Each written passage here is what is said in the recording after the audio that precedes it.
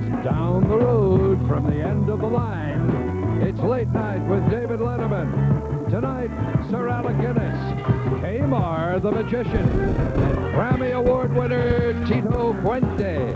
Also, Who Asked For It? And now, a man who knows more about life than Dick Clark knows about bloopers, David Letterman.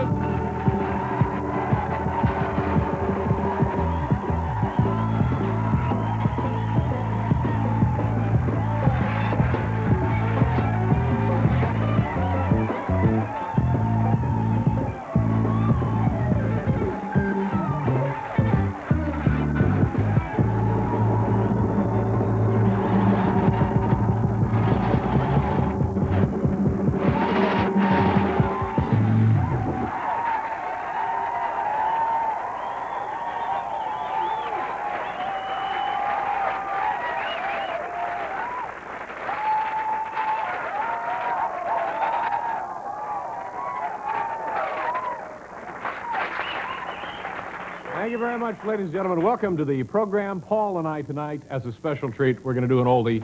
It's a little something by Gene Pitney, 24 Hours from Tulsa. Take it, Paul. 1, 2, 1, 2, 3, 4. Hey! Thank you. I hope you enjoyed that at home as much as... Thank you. Well, have you recovered from Parents' Night? Last night we had everybody's parents here, and we got to meet them. And meet them, and meet them, and meet them. Ferdinand Marcos left the Philippines. The United States flew him out. He went to Guam, landed at the airport there, had a medical checkup, and then held a surprise election. Who knew that this guy was... He said he was actually glad that there was not a welcoming party at the airport because he knows how dangerous that kind of thing can be. So, hot in here. Isn't it hot, Paul? Are we hot in here or what? It's a little hot in here. It's a little warm in here. We'll adjust that because we don't want the audience to be uncomfortable, do we? We're only thinking of you, ladies and gentlemen. All right, let me just put this away so no one gets hurt. Eastern Airlines, if you're planning on traveling anywhere, well, watch out for Eastern Airlines. They've been taken over now by Texas Air. What's his name, Paul? Frank Lorenzo? Yeah.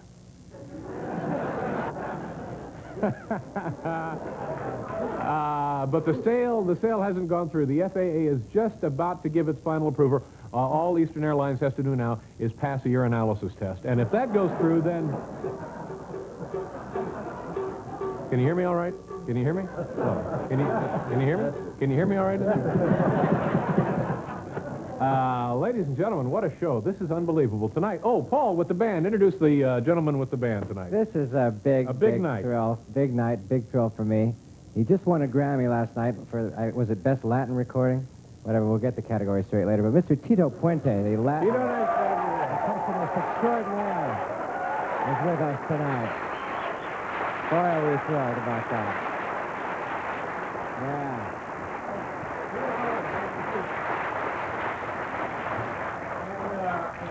And David Sanborn won an award last night, too, didn't he? Our honorary member, David Sanborn, won a jazz award at the Grammys, too, so it's a big night for us. And look at this. Now, is this a decent magazine? Do you guys like this magazine?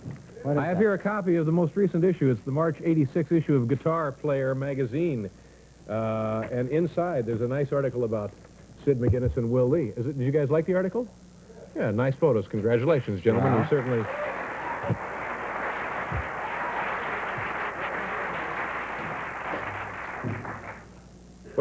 Wait a minute. Howard? Did we hear anything or not? Oh, I'm sorry. My mistake. Well, Howard, do it anyway, will you? Just one last issue on this Stevie Nicks deal. I finally talked to somebody from her management company, Pinhead Management. Is that who it is? Yeah, that's the name of the company, yeah. I talked to a guy. I'm pretty sure his name was Irv, but I don't know any more than that. And he said that Stevie would be calling, and she never called. Never called. That's it on Stevie. By the way, do we have a little of that video we could take a look at? This is Stevie Nicks and her latest video, ladies and gentlemen. I can't wait. Get a hold of something. It's Stevie Nicks. Watch closely. You'll be glad you did. Stevie Nicks asking the musical question, I can't wait. There you go. Thank you, Stevie.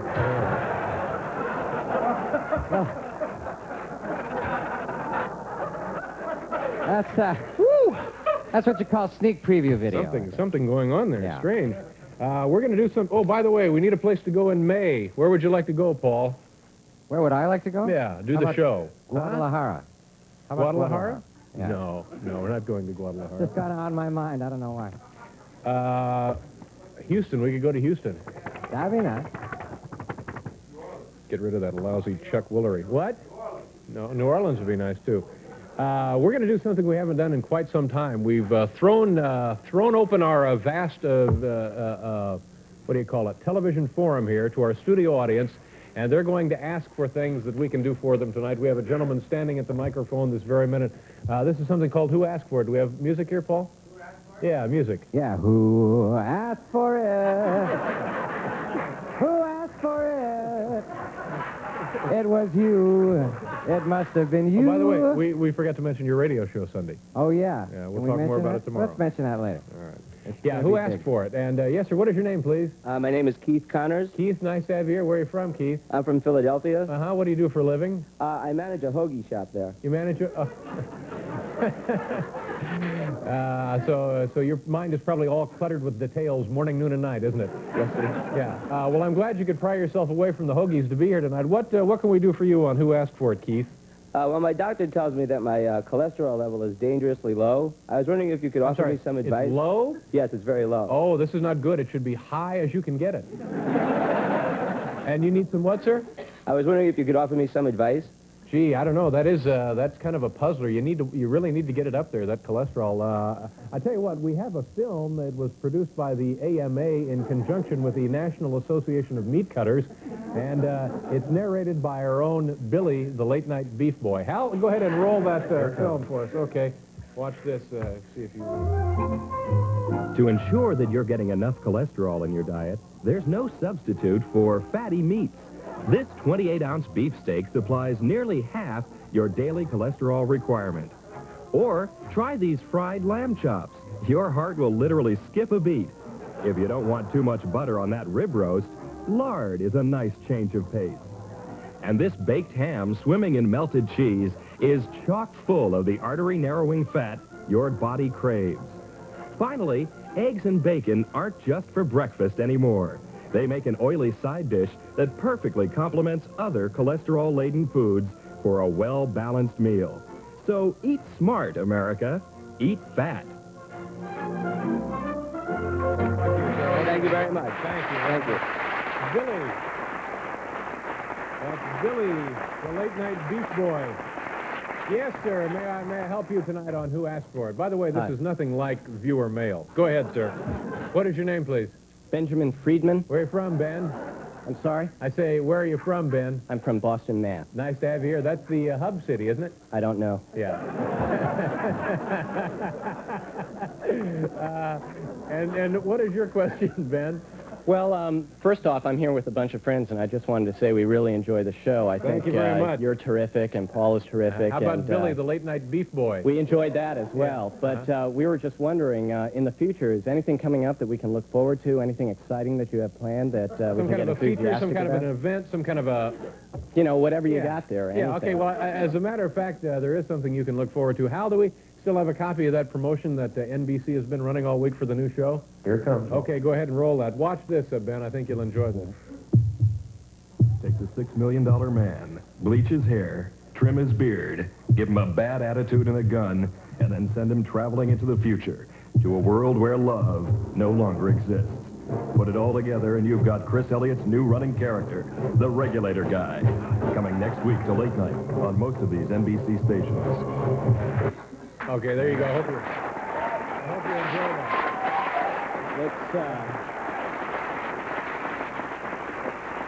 Looks like a lot of fun. That looks very exciting. That Good. Chris Elliott is terrific. Yeah. I really like him a lot. He should be on the show a little more often. Yeah.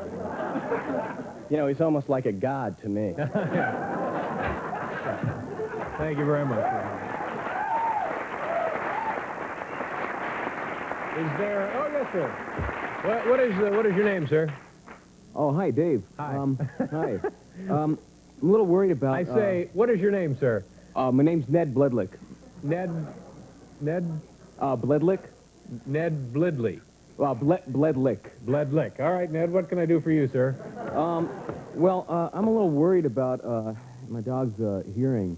You're worried about your dog's hearing? Yeah, I was just wondering if you could get Paul to play some of those, you know, those ultrasonic very high-pitched notes? Yeah, just sort of test out the... Yeah, see if his auditory nerve is intact. Yeah. Okay, we'll do that. Paul, do you have some upper register stuff that we might... high notes here. Yeah, the very high stuff. Yeah. And we'll just... The real top. All right, keep going. Not responding. No, it doesn't really seem to have much effect on the animal, does it? Well, that's... Oh. There doesn't seem to be any... doesn't seem to be... He's, Sorry, why don't you... he's sweating a little bit here. I guess he's getting a little nervous or something, basically. Well, I guess I'll have to take him to the vet. Oh, yeah, take him to the vet.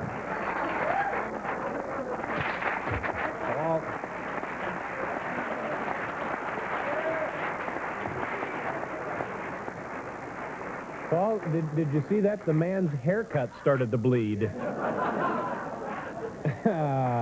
Alec Guinness is here tonight. Yes, sir. I'm sorry. Come on up to the microphone. What is your name, please? My name is John Tuttle. Hi, John. How are you? What can I do for you tonight? Well, I'd just like to take this opportunity to announce a class reunion that I'm organizing. And what class is that, John? It's the 1985 graduating class of the New York Ballet. And when will the reunion be, John? As soon as possible. And where is it going to be held? In a cabin in the woods.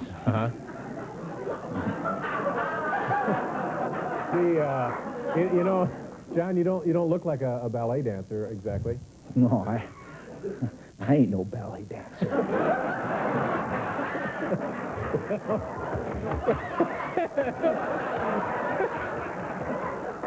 Well,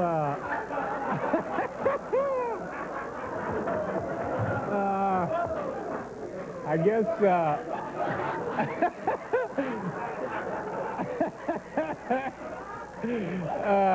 geez, I think my ears are bleeding now. Gee, I guess your classmates have all the information they need now. Yeah, you could come. No, thanks. Yeah. Okay, John, good luck to you. Thank you. Okay. Oh, God.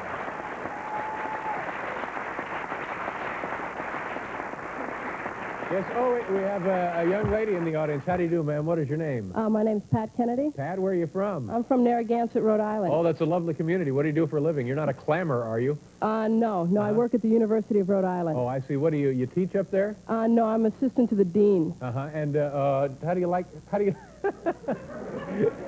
Ladies and gentlemen, pay no attention to this stuff right back here. This has nothing to do with the joke, okay, what you're seeing here. Yes, Pat, what is your question? Well, my question is, Dave, I really liked your super slow-mo segments. Especially when you threw the eggs into the tabletop fan. What a coincidence, Pat.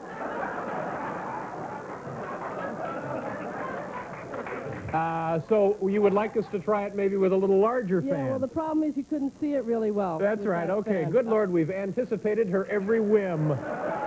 Okay, Pat, we'll give it a try. Thank you very much. Thank you. Cover this stuff up, boys, and Paul, come over here. Are we all right? We have time for this? All right, now we have a choice, Paul. We have, come here, don't stand back there. We can either lob a dozen eggs in there, or we can toss a pie. We have cherry pie and a cream pie. What do you think?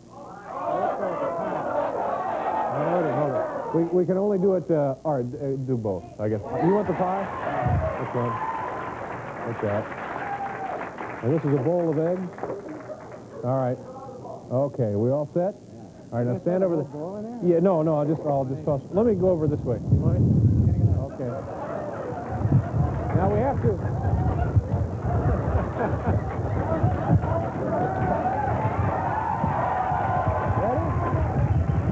Ready? No, do it this way. 1, 2, 3. Oh!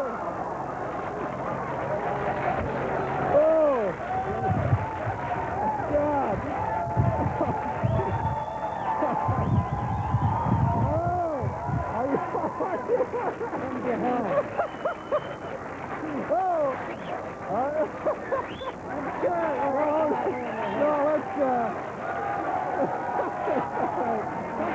No, can we see it in the instant replay? Oh, here comes the instant. There goes there's the fan. Oh! Oh, that's great. Geez, that's nice. Thank you. Very nice question, Pat. I tell you, we're going to hose off the audience. We'll be right back, folks. Remember, Alec Guinness is here tonight.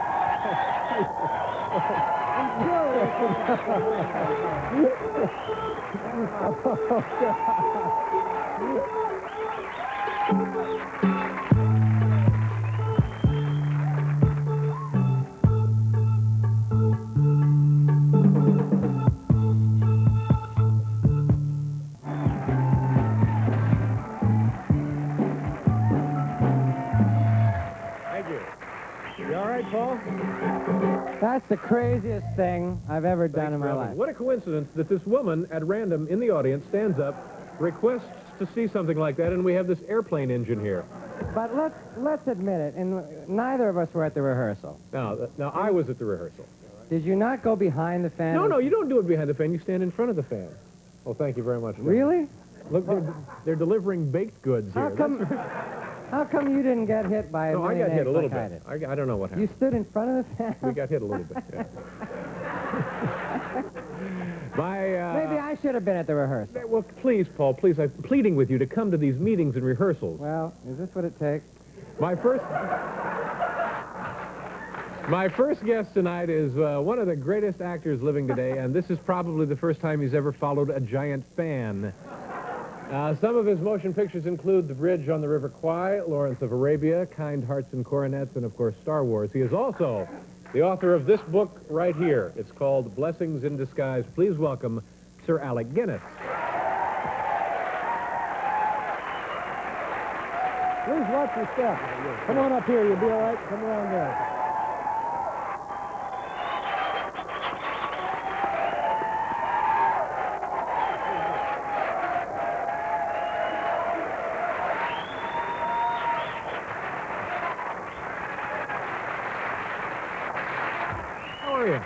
All right, how are you? I'm just fine. Thank you very much for being here. I'm guessing you don't get a chance to see this television program I much. haven't seen it, except what I've just seen now. And what was your impression there?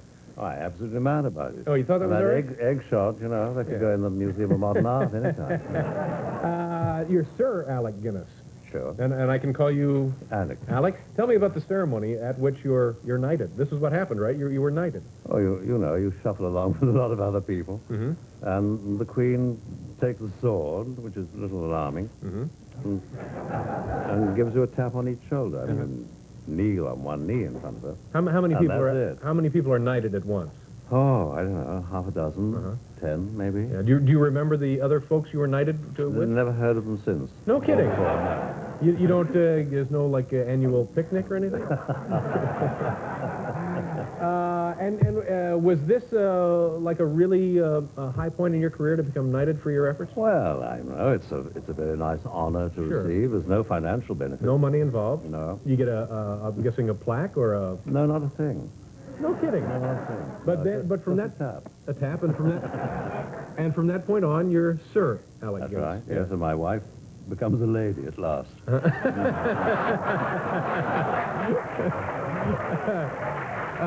That's great. But in no other privileges, nothing in No, the... Yeah. no. Okay. All right. Let's talk a little bit about the book. Tell me about some of the folks that you've worked with. It's a pretty impressive list, any way you want to start here. Ernie Kovacs, for example. Oh, I was devoted to Ernie Kovacs. I mean, I only met him afterwards, but on the film about Man in Havana. Right. We met in Havana. And when I first met him, he got his head caught in the Clapper Boys clapper. You know, every gag possible was going on. I thought, oh, come, we'll never get through this film. However, we became very good friends, and we had our suites in the hotel were adjoining. And one afternoon, I went back. I suppose it's all right saying this. Well, yeah. One afternoon, I went back to my room, and Ernie's door was open. And he was sitting just inside the door at a table at a typewriter. He was always very busy. But lying around his room, unmistakably, were 6 very beautiful, totally naked girls reading magazines. Yeah. And I thought, hey, you know, and I said, Ernie, shall I close your door for you? And he said, no, no, no, no. He said, if you close the door, he said, people would pass here and they'd say, Ernie Kovacs is in there with 6 broads. But if the door's open, you know, they know it's all perfectly all right. And is this where you met Ernest Hemingway, or was that later? No, I didn't meet Ernest Hemingway on that film and became very good friends with him. Briefly, alas, you know, 2 or 3 years later, he died. And surprisingly enough, because he's a very different personality to me, or he was, I think we got on very well. And he gave dinner to my wife and myself and Noel Coward. Where was he living at this point? In Cuba. And he took a great shine that evening against Noel Coward. And at the end of dinner, he was perfectly polite, but a bit grumbly and gruff under it. Had he been drinking pretty strong? No. And he said to me, come along with me. And then he said, I can't stand any more of that inane, coward, finger-wagging, stupid dog. and he said, of course, I could possibly, you know, I could kind of punch him. And then he looked at some stuffed animal heads on his wall, you know, great beasts from Africa and so on. And he said, but then you always kill the thing you love. I don't think I love him. No. Just rough him up a little bit. That's right. Now, this is, you know, looking back on it, even then, this is a pretty heavyweight dinner party. Yourself, the host is Ernest Hemingway, and another one of the guests is... Graham Greene. Yeah, Graham Greene, and who else was there?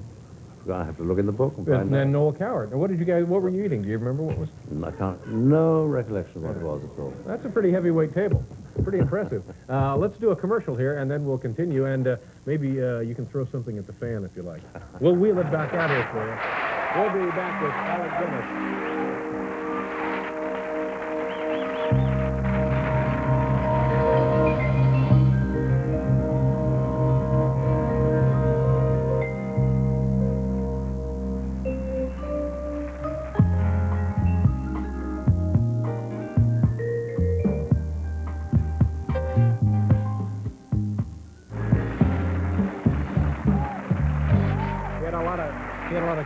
Hemingway, were there cats everywhere? House cats running around all over the place?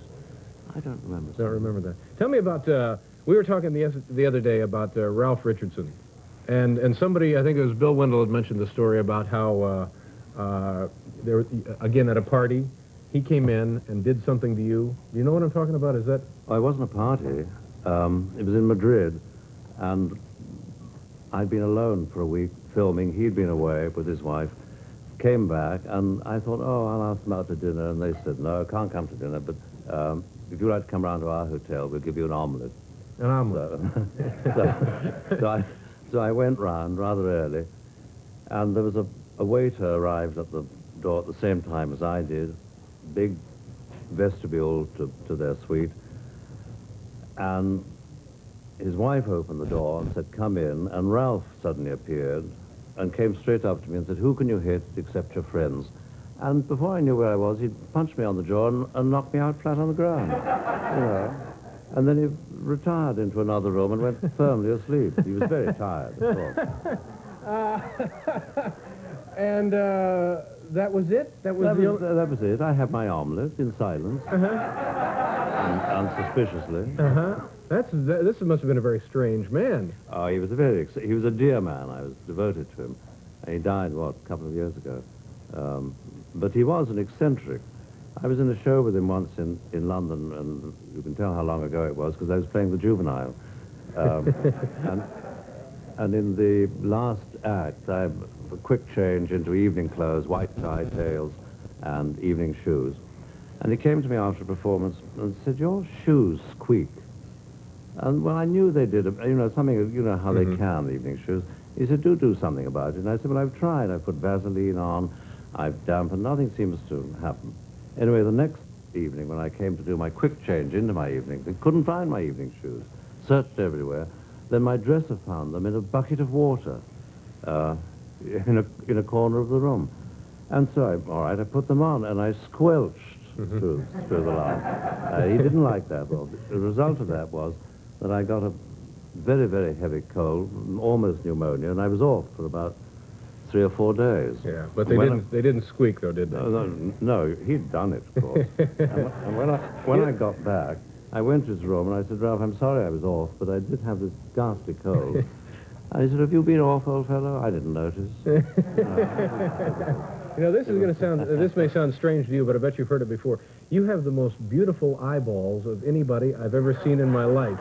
What? They're absolutely... What are you talking about? Your eyes, the color is lovely, and they're just very nicely... Oh, that's very good. Yours not bad. No, mine are just run-of-the-mill eyeballs, but I'm serious. If you ever get a chance to look this man real close in the face, and in fact, after the show, if you have some time...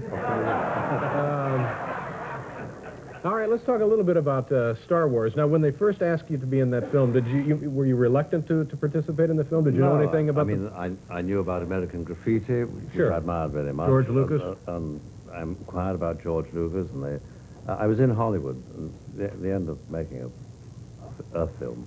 What was the film? Murder by Death, it was called. Not as big as Star Wars, was it? No. And there was the script on my dressing table, and I saw George Lucas's name, and that I knew had, you know, was potential there. And then I opened it, and I thought, oh my God, it's science fiction, and it's not going to be for me.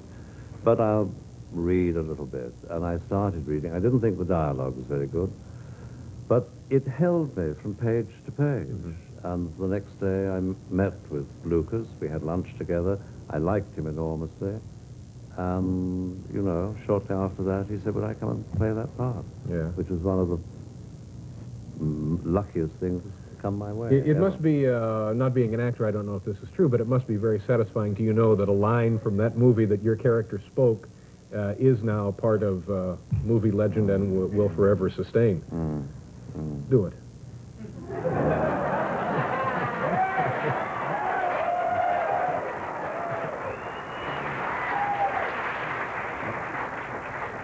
My beautiful eyeballs glaze over. May the force be with you. Oh, thank you. Do you mind that? Maybe you're tired of that, huh? I am a bit. A little bit weary of that. All right, I'm sorry. By the way, that wasn't the line I was talking about, but thanks anyway.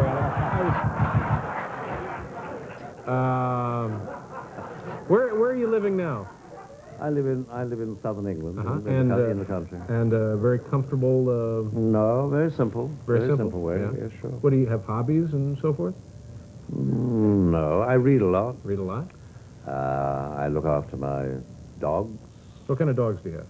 Well, they're both mongrels. One thinks she's a bearded collie, and the other thinks that he's a Labrador, but they're not quite. Yeah. They look kind of like that. What are the names there? The names? It's awfully embarrassing asking about the names of pets. Yeah, I know. You can run into that. I'll tell you the names of mine. All right. All right, and I guess they're embarrassing. One is Bob, and the other one is Stan.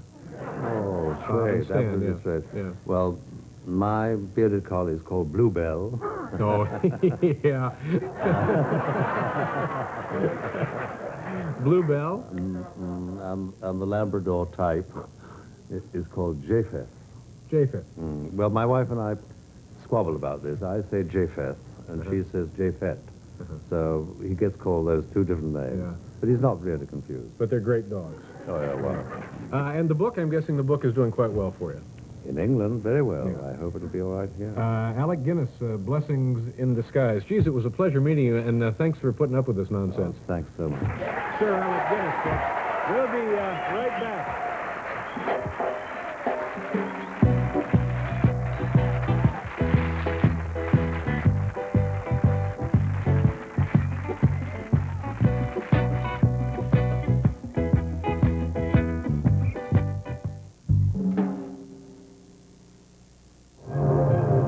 Thursday on the sizzling season premiere of The Regulator Guy. Can the Regulator deal with the ultimate insult? I'm a what? Explosive, says the Chicago Sun-Times. I told you not to call me that. You'll see what happens when you call the Regulator the wrong thing. Ah! Oh! Ah! Chris Elliott's performance is a sheer delight, a joyful celebration. Tom Shales, The Washington Post. Strap yourself in for the television event of the decade. The series that has attracted more publicity and more controversy before its initial airing than any other series in television history, with the possible exception of The Fugitive Guy. Oh! We'll have squirrel tonight, all right? Oh, yeah. No, understand. Hey, guys, I don't... Get down, all of you! Now, up against the wall! It's time for America to face the facts. We need him. The Regulator Guy, Thursday on NBC. Be there.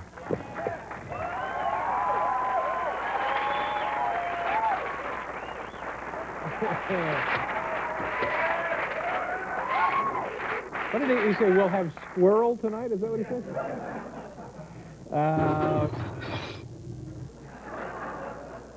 Sir Alec Guinness playing around in the control room. Coming up in this half hour, of course, Tito Puente is with her band, and you're going to play a number. Sounds terrific, gentlemen. Tomorrow, now, is this a new show or a repeat? It sounds like a repeat. Tomorrow night, it's Jane Pauley, comedian Will Schreiner, and Bo Diddley. It's a new show, brand new show. Ladies and gentlemen, my next guest often works on the same bill as Sir Alec Guinness. He's the only Greek magician I know. Please say hello to Kamarr, the discount magician.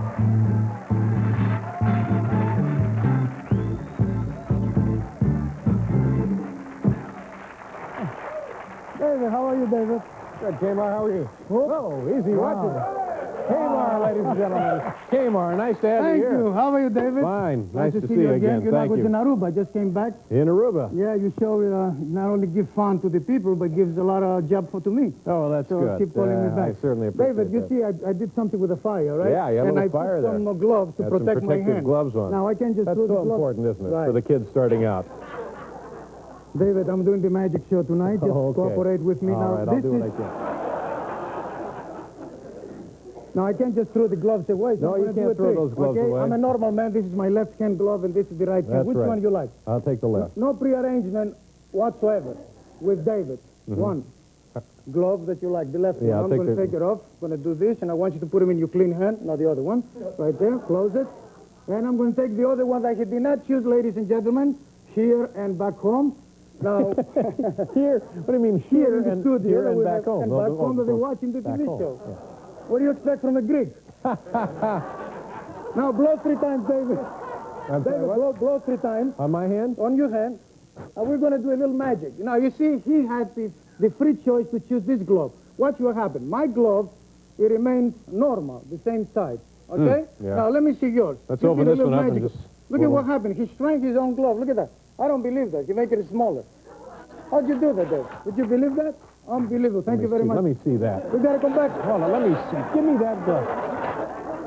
David. Now. David, listen. It was this much smaller. What do you mean? That much smaller. Kamarr, those gloves are one size fits all. Let me see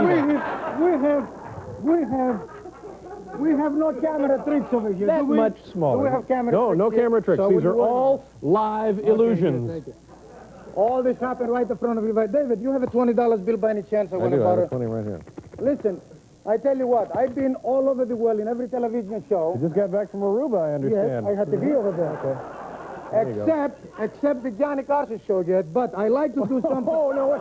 Now, wait a minute. Wait a minute. So I get it. This is like you're auditioning for the Tonight Show here? Oh, well, thank you very much, Mr. Magic. You see, David. No, but I have something for you that I didn't have for nobody. I brought you a trophy with a magician's table with the cards. Yeah, and it says that you're the worst assistant of a magician. I'm the worst assistant. Yeah, yeah. Magically Kamarr, the magician. Thank you very much. I'll certainly I will give it to you later on. Now, this is your $20. Thank you very much. I have keep here... moving, Kamarr. Yeah, I am. The Tonight Show likes everything really tight. Boom, boom, boom. Okay, all right. Give me your $20. I'm going to place them inside your hand just like that. And we do a little magic dust like this from my pocket. Would you blow, please? Thank you very much. Your $20 is gone. It's vanished. Now, we have another trick for you, David. You don't suppose it's in one of those tiny gloves, do you? Have a look at those gloves. If you can find it. They're gone. No, they're gone. David, I don't like to do card tricks, but this is my own creation. This is a masterpiece. How much time do we have here? Listen. A minute and a half. A minute and a half. How badly don't you like doing them? All right, listen. If we have a minute and a half, I tell you what. I tell you what. Go right to the big stuff. Listen, we have here a sharp stainless steel knife, and we have a creation of the 17th century. It was made in France. And this knife, it goes through the hole. That's stainless steel? Stainless steel. Now we're going to put your neck in there, and I'm going to use David as a volunteer. Now, please don't bring Paul this time. No. I want you to Let me see cooperate. that blade, though. If you're gonna put it. Let me see that blade. It's safe. No, I want to check it out because... You're making me nervous now. Take it easy. It's How that goes? I forgot. I'm doing the trick now. I'm telling you, Kamarr, you screw up on Carson, you're dead. Okay, are you okay? It's one thing you come here and goof around, but you know. All right, just hold to that, David. David, are you okay? Let me see one of these blades. All right, take it safe. Don't worry about it. I'm fine. All right, just sit down over there, relax. Now, let me see one of those. Okay, now. Let me see the sword. David, you want another trophy like that? No, I don't want a trophy. Okay. Let me see the sword. We're going to place this right through the neck. Now, let me see that before because we want. Right after it's too sharp. You're going to. We want to demonstrate to people what you're dealing with is forged steel. Watch. What do you want? A murderer? An accident? Watch. I'm going to place it right there, and let me know if you feel it. Okay? Do you feel it? Oh yeah, I do feel it. You feel it? Okay. Yeah. We tried a different hole. You feel it? No, I don't feel it. You don't feel it? I don't. No. No, I don't feel it. No. No. You don't? I don't feel it. That's good. You're hypnotized. Ha! Oh, my goodness, look at that. Look at how you look up. All right. Hey.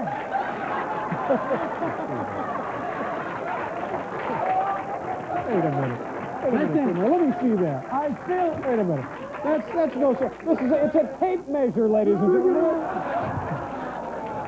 Okay, I heard over there somebody says it's a trick. No. Aren't you glad it's a trick? I can't kill David Letterman. We got to hurry and get this. We have to get this tape out to Burbank so Johnny can take a look at it. Kamarr, the discount magician, ladies and gentlemen.